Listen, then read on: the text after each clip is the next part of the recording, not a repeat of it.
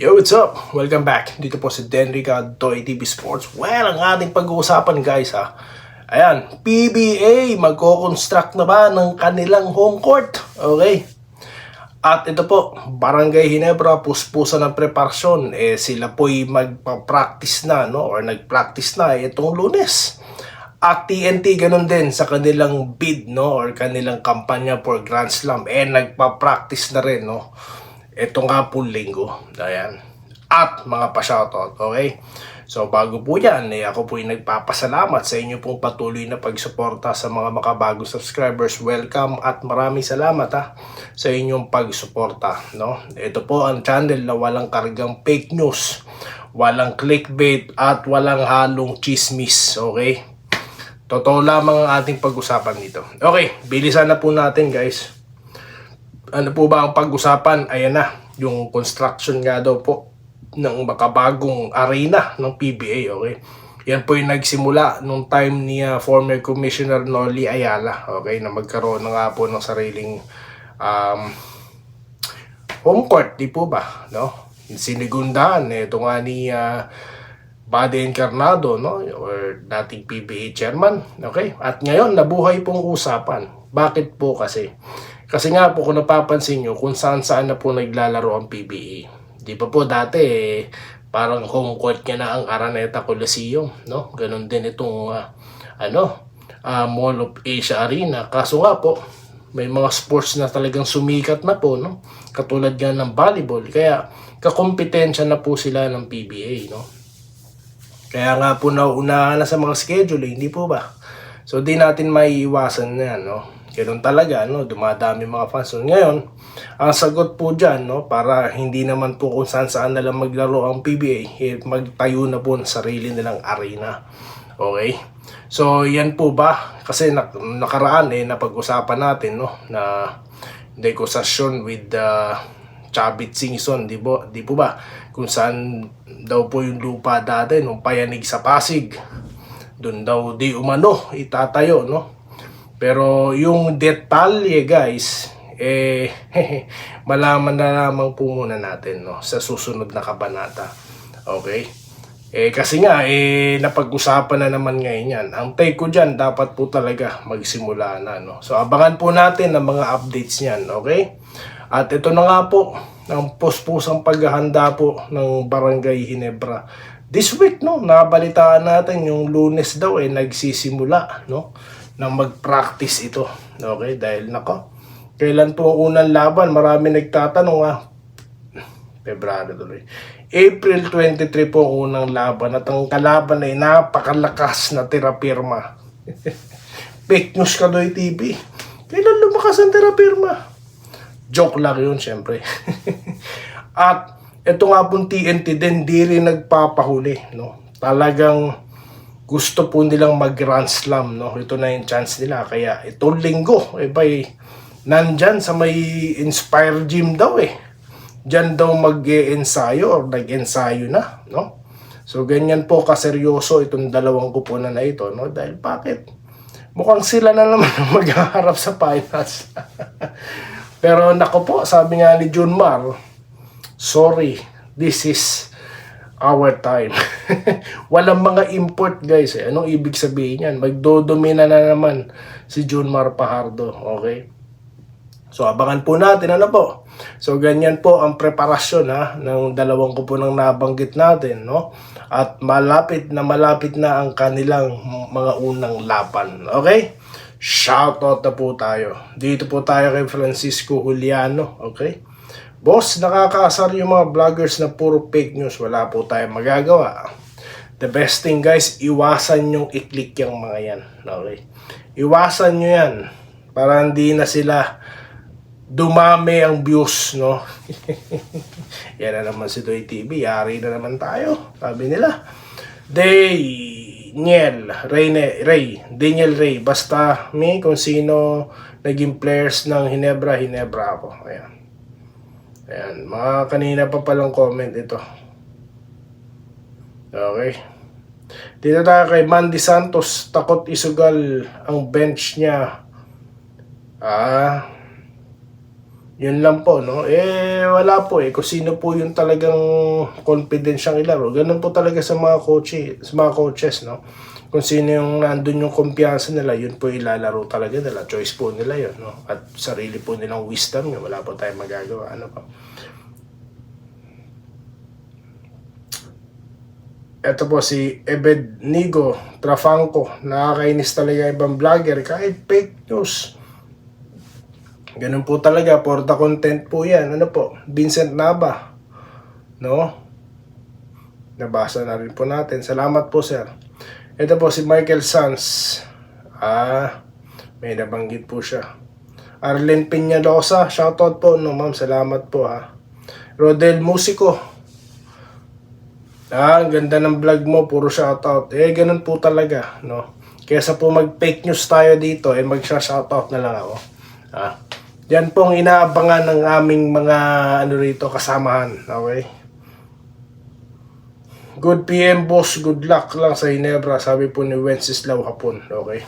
Paul Ryan Collis, no? Sabi ng may binanggit siyang TV dito, channel Mike Williams sa Ginebra daw, totoo ba to boss? Hindi po totoo, chismis po yan. Yung mga ganyan pong imposibleng mga balita guys, no? Huwag niyong paniniwalaan. Lalo na kung galing kung kani-kaninong vlogs, no? Wala naman pong credibility, lalo na walang mga muka. Wag nyo pong paniniwalaan. Wag nyo na pong i-click, no? Wag na po. Ako na po nagsasabi. Yung mga di naman po kilalang mga channel na yan, basta, kung hindi rin lang sa legit sources, guys, wag nyo nang i-click, okay? Pagka Doy TV, ayan, i-click nyo yan, no? Dahil sigurado, hindi fake news yan, okay?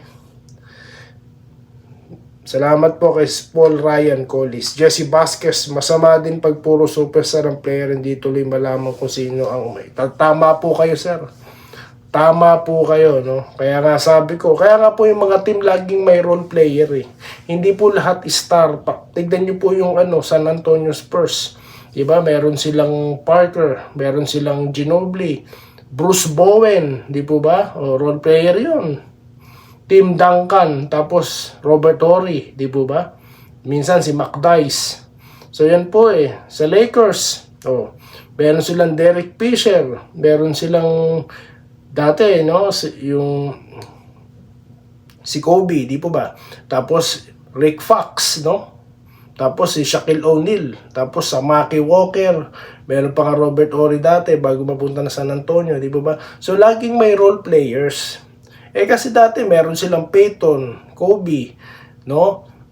Late Kobe Bryant, no? Tapos ito nga si Karl Malone, naalala nyo, nagsama-sama yan, Shaquille O'Neal.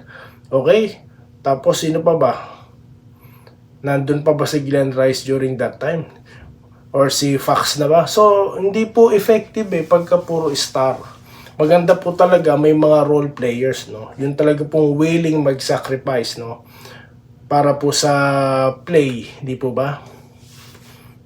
Di tayo kay Lodi Miranda. Makakabalik na ko po, dami po nagtatanong yan, no? Mga nagtatanong, Greg Slaughter, pati po si Stan Harniger, mga tapos na po yan. Close book na po, hindi na po sila makakabalik, no? The fact na sila po itinraid na palabas, hindi na po yan makakabalik, no? Kasi nga po may issue na nga no? Na kailangang isolve. Kaya yun po. Tapos ibabalik nyo, di babalik na naman yung issue, same situation.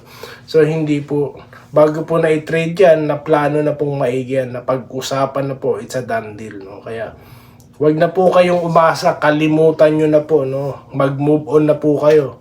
May Troy Rosario na, tapos na po yan. Aguilar, okay na yan. Okay?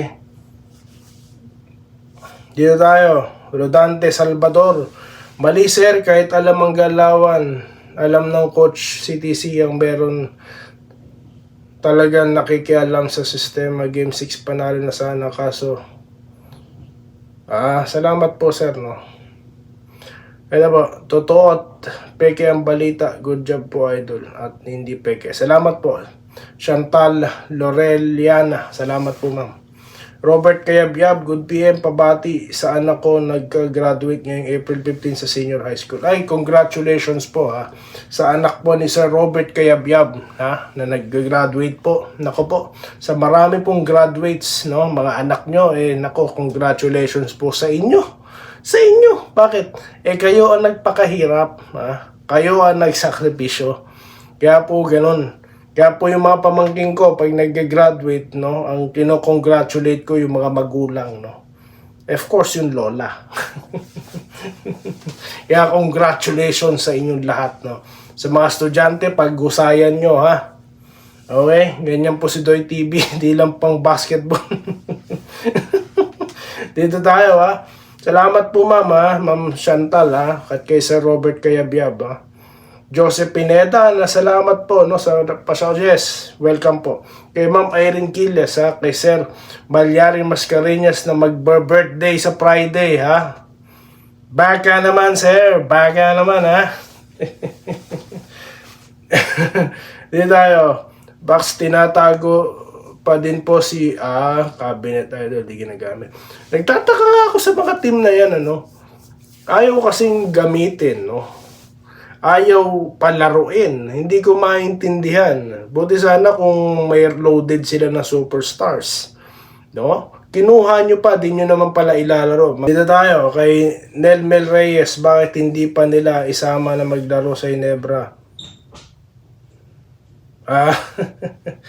Yun na nga po. Sabi ko nga sa nakaraang content, meron silang meron silang tinatawag na dream team, no? Lahat ng imposible player pinagsama-sama na Bon Ryan Cantor, dapat palawakin na ni CTC ang pairs rotation niya para hindi siya kapusin. Wala tayong magagawa, no? Nakaprogram lang ito, no? So yun lang ang masusunod. Lorena Araneta, asa pa kayo? Asa pa daw tayo sa Ginebra na magcha-champion, no? Tignan natin, ma'am. Bali, yun, Ma'am Irene Quiles na nagpapashoutout to Trusted Andoy TV channel. Kaya sa inyo kami lagi. Salamat po, ma'am. Ayan. Cyrus Gabelo, shoutout, ha. Enrique Rivero, Bartolome, Medima Kali, okay. Cheryl Ogaw. Ako na raw po ang mag-coach sa Ginebra. Wala, hindi po. Hindi. Malabo po akong umuwi sa Pilipinas sa mga panahon ngayon. Vlogger lang po ako, di po ako coach. Kaya relax lang, ma'am, ha? Relax lang. Kayo kaya, sabihin ko, kayo na magpresidente. Imposible din, di ba? Kasi commenter lang kayo. Kaya i-level po natin ang ating mga pagkukomentaryo. No? Ibalik na lang si Sister. Naku, isa pa to si Natsuki. Wag na po kayo mangarap, sir. Di na po makakabalik. Sir Ramil Gonzaga, shoutout po. Ma'am Minerva Jaba. The best daw po tayo. Maraming salamat po, ma'am, ha. Paul Ryan Collis, shoutout sa'yo. Codwaldo Prasdilla, okay. Good afternoon, Idol. Doy TV, ikaw lang talaga number 1 sa balita. Walang fake news. Salamat po, ha. Pinagkakatiwalaan daw po tayo. Maraming salamat po, sir. Nagpapa-shoutout din po si Vic sa Maniego. Okay, salamat po. Shoutout po sa inyo, sir.